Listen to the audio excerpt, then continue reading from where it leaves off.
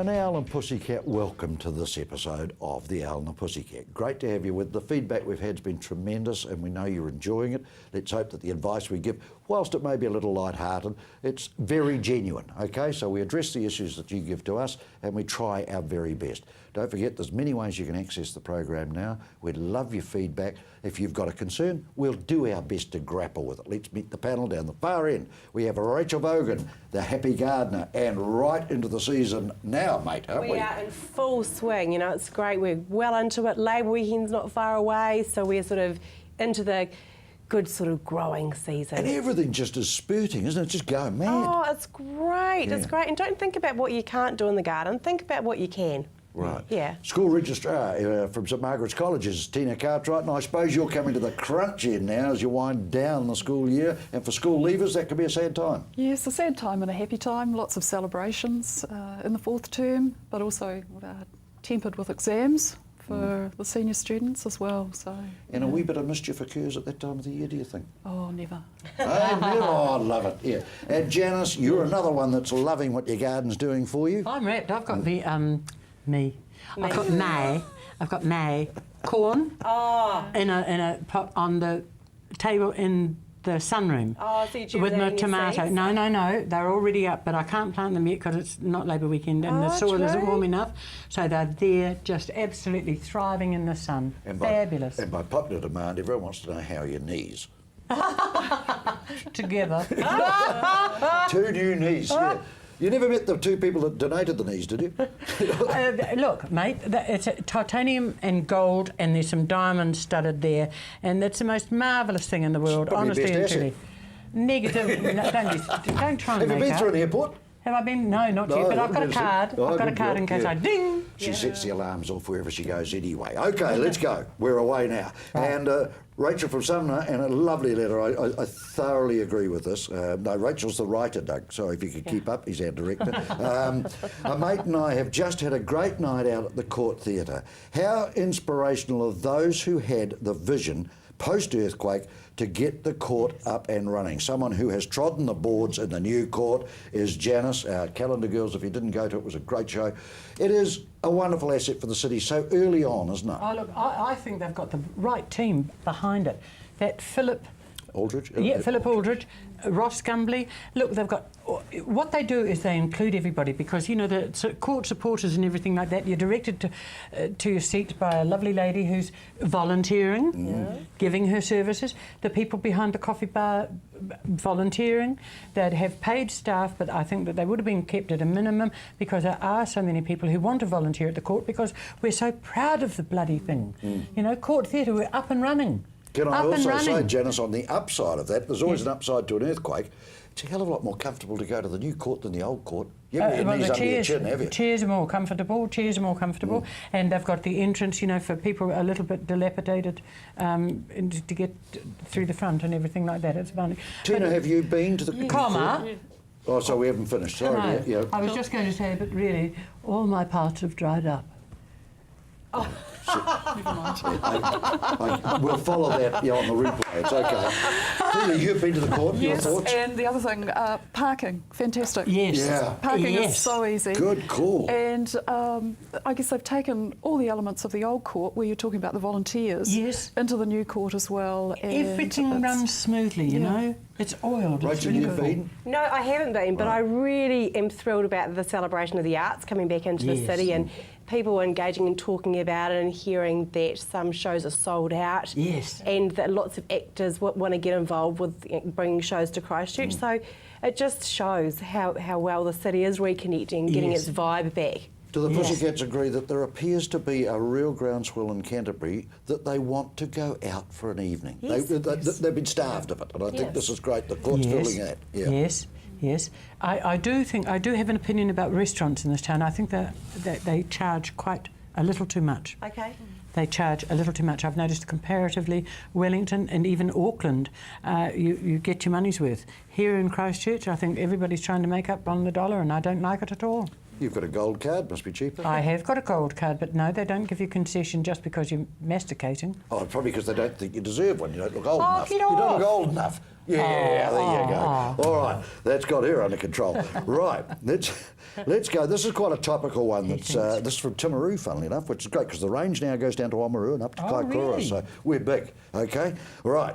What is the mindset of New Zealanders with all the hype around the spying allegations with terrorists running the world right now? Should we just put the welcome mat out for these nutters, is the comment, and that's Elaine of Timaru.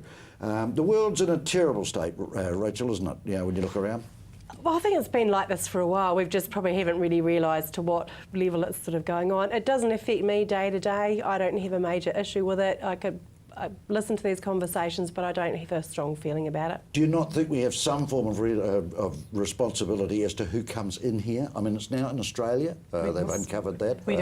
We as normal citizens don't have a say. No, but the spying, Janice, is not going to affect you, is it? Well, only if I'm doing something wrong Which, or yeah, it's not illegal. gonna affect you. And at 72, what else is there? Oh, yeah, totally, Janice.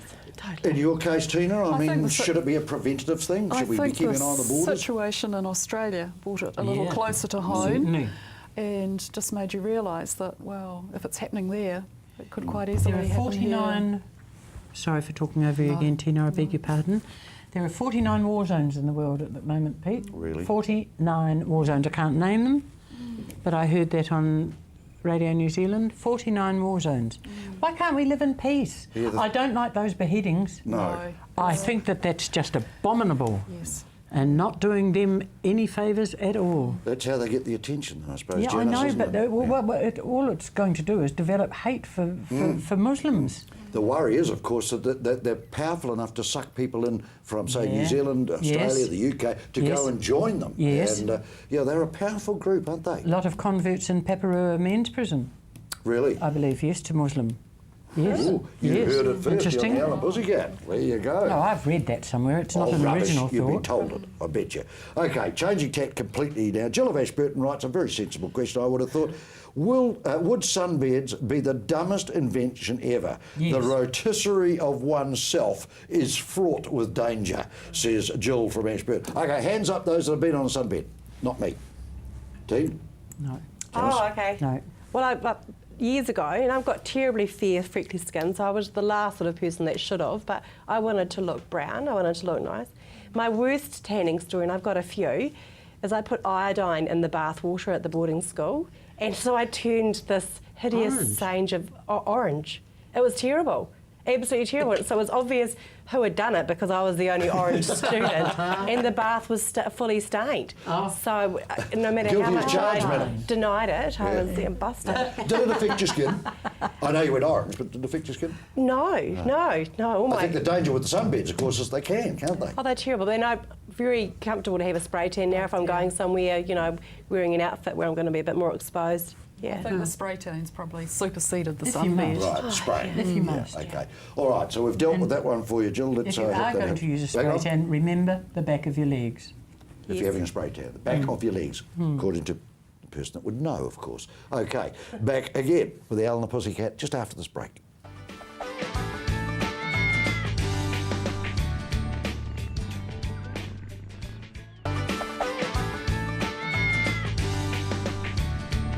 I think I'm just planning our Christmas special. We're actually going to film the ad break. I've never heard so much chatter go on in my life. It leaves the letters for dead. There we are. We're still trying to get over Janice's parts have dried up, but we're working on it. Don't worry. It was to do with the court theatre.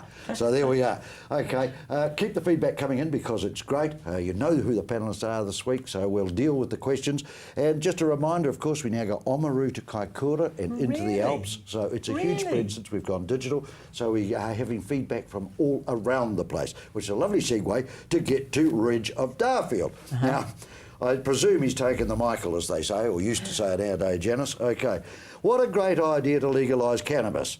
Are there not enough temptations for young people already in our society? Janice, it got a bit of traction in the election. It did, but I'll tell you what, any political party is except for Aotearoa legalised cannabis, is too scared to touch it, Pete. Too scared to touch it. And another thing is, I would like to say that it's about time it did get legalised, because it's a health product. And if you've seen all the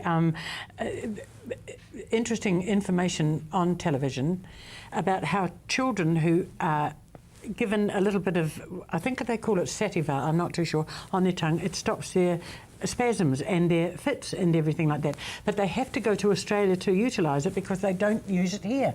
A medical marijuana is used out at Burwood, I believe, for people in wheelchairs to stop their spasms, but you can't go and buy marijuana from Burwood. But it's about time it was recognised as a medical solution. Very forceful, Janice. Well, I believe in this. We didn't pick, did we? Well, Pussycats, I think it so. should be legalised, and I think that it's about time we came up to mainstream. But when you legalise, wouldn't you control the use of? You're using medical. Yes, but the government, if the government legalised it, if they had the guts to legalise it, we would have less children being affected by it at the age of 13, 14, 15, Why? 16, because I think it's too young. Because they can get it from the gangs now. If the government control it, you have to go to a shop like that stupid R18 shop. Those R18 shops, did you love those? No. A big no. I found it. And Peter Dunn, I'd like to have a word with Peter Dunn about those. He's probably avoiding you, Janice, Well, with your I recommend he very does. forthright opinion here. Well, let's go to Rachel. Rachel, do you asked. share, have an empathy with that? I'm not actually totally supportive of legalising it, but particularly from a driving aspect. You know, I sort of find, you know, over the years when I've had it on the odd occasion, I'm quite doolally, you know, and I would. So you have tried it? Yeah. Yes, yeah, and I don't enjoy it because I would much rather have a glass of wine because I know how I'm going to feel, and I didn't like that feeling of not being in control. So from a legislation point of view, what I don't like is people operating machinery or cars and being unsafe. And I definitely think your decisions are a bit impaired. But from a health point of view, and someone that's had to look at sort of alternative health things recently, you may be, but I'm not sure how you legislate that. But I'm not a big Probably supporter the of easiest it. way would be administrated purely as a drug then, rather than being able to purchase it somewhere for home use. I don't know. There's a Tina, difference. thought on it? Prescribed drug. Yeah. It's a whole foreign field to me, to be honest, and being quite honest, I've got enough vices, I don't need to try cannabis. But yourself, you've been a user? No, I'm not. Have you been around it? I've not really. No. Not that you know. Well, you can smell, but I've never been a smoker, so I guess that has clouded my interest in ever trying marijuana. Janice, that's probably the most forceful you've been on the Alan Pussycat. But it's something I the times believe I've in, you know. had You read books and you think of all these old ladies making lovely marijuana cookies and giving them to cancer patients and everything like that. But that's medicinal. We're not talking Well, medicinal, are we? yes, but we're also talking illegality.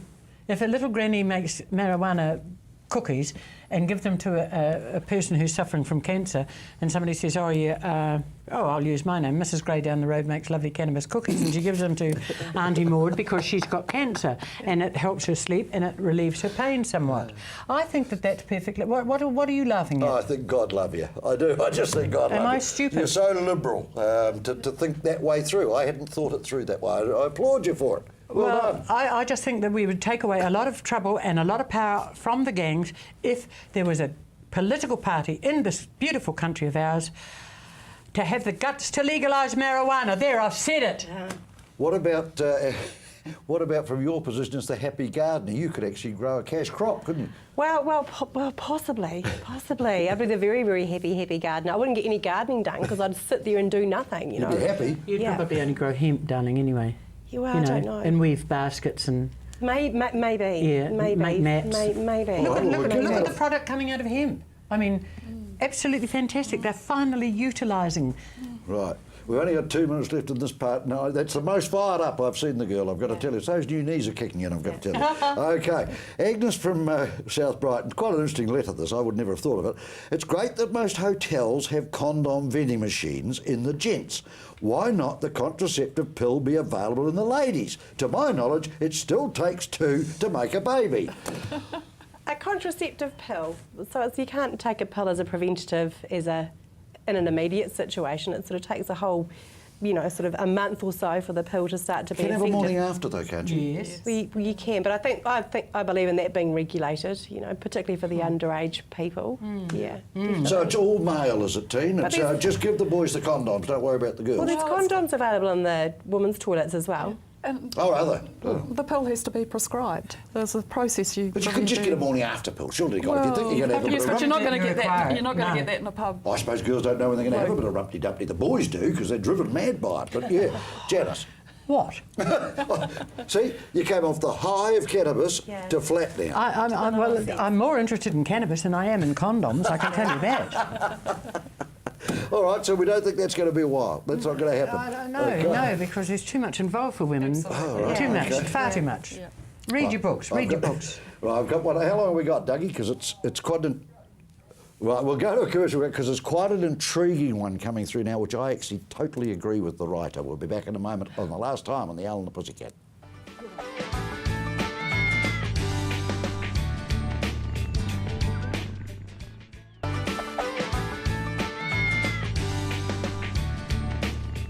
Welcome back. They're chatting about the titles, how much they love it. Can we just congratulate the people that built the set Yes, as well? very It's good. absolutely tremendous.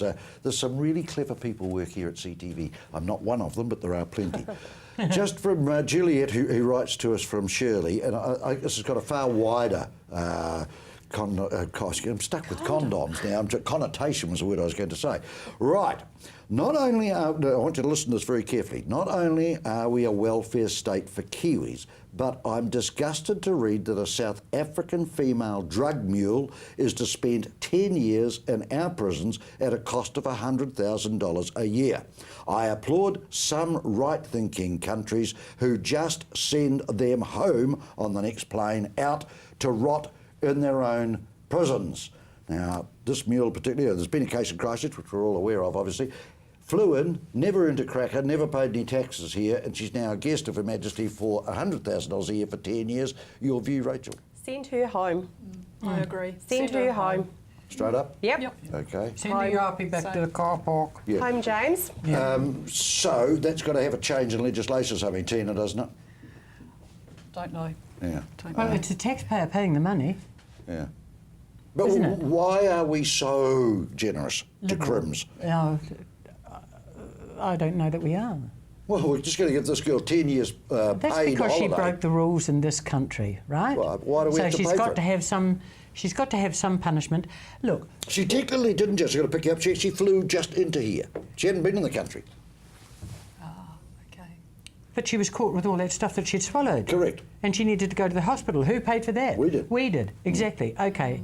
Well, what about, hark us back to the Rainbow Warrior. Look at what they did to Elaine Marfar and what was the other person's name? Elaine Marfar and his codependent who shot that Mr. Pereira. Dominique Prieur. Good on you, Tina. Yeah. Okay, well, once they went back to their own country, do you think the French put them in jail? No. They put them on an island and shortened their sentence. Yeah, probably gave them a medal. But I'm sure. No, they did. They did. They did. A Légion d'honneur or something. Anyway, Fluent. about this wee South African girl, she'll be regretting her impulse to swallow. Right. I thought we may have got something a little bit of a more solid nature there from the panel, but there we are. We'll work with it. Okay. Let's move to this one, which is an interesting one, and we're back on that subject again. Sex education for 6-year-olds in schools. The world's gone mad, said Lucy of Rangiora. Have they gone mad at 6-year-olds? You've got... No, you were all past that, aren't we? Sarah was the one with the 6.5-year-old who's on the first panel we had. So, okay, when's a good time? When do you start? What do you do? Should you have it? Janice, it wasn't in our day, was it, at 6? Nobody told me what was going on with my body or anything like that. But the thing is that a 6-year-old knows that mummy and daddy do something on Saturday mornings with the bedroom door shut, and it won't take him long or her long to work out what is going on, and they pick it up at school. The kids talk. They talk. I believe that children should be told the truth in a straightforward manner. Mummy and daddy have sex. That was how you were made, darling. Tina, is there a danger in all this, of course, that they get the misinformation through the gossip and whisper sessions that they have? Possibly, but at 6, I think it's a family issue. I don't think it's a school issue. I think it's up to the family if they want to talk about it openly and how they do it, not the school. Right. What age then is an appropriate age in a school? It's a hard one, isn't it? It is a hard one. maybe. Because it can't be never. No, I mean, maybe. it has to come up some stage, doesn't it? Maybe year 6, the old standard 4, Standard 4, around there. yeah. Yeah. Oh, they know things by They then, would, darling. yeah. But it may be books, misinformation, that's what there's worries me. books. All right, well, get books. Good call. And Yeah. there are books. There are books. And there are lots of books Yeah. about picture the books. anatomy. Children's picture books. Yes. And what goes Rachel, there. your thoughts? Well, I'm not sure what the age is, but definitely prepubescent, when everything sort of starts changing, so they understand it. And so they're not frightened, whether they're told at home or at school, so it's not in a confronting way where they think it's bad, you know, or naughty. Or that they're dirty. Or, Yeah. And that's Totally. getting younger. So, you know. Yes, exactly. They come back to something we said on the panel a couple of episodes ago. I think, you know, the proliferation of this information now via the computers, via the internet, you know, Yes. I mean, it's a handful. I would like to be a young parent. Nothing is sacred. Yeah, okay. All right, so, well, we've dealt with it, I think. Now, just to prove that we do go all the way to Kaikoura, we've got Kate from Gore Bay. Very interesting, this. So we've got a place in Akaroa, and I see it happening there a lot too. What right do freeloading camper van tourists think they have to overnight anywhere they like? We are the residents who are left to clean up their mess. And we're talking about freedom campers. You know, once again, we seem to be a very generous country, don't we, to what goes on. Rachel, do they park out by you in the country? Yeah, they do sometimes, but I think the perception for tourists when they hire a camper van is they can stop anywhere. You know, they don't need to be anywhere, and they have this perception that New Zealand's a country you can just drive around and camp in. We have that perception, and they think it's okay. It's a real challenge because when they leave behind the mess, it's awful, and it's sometimes they're just not that user-friendly.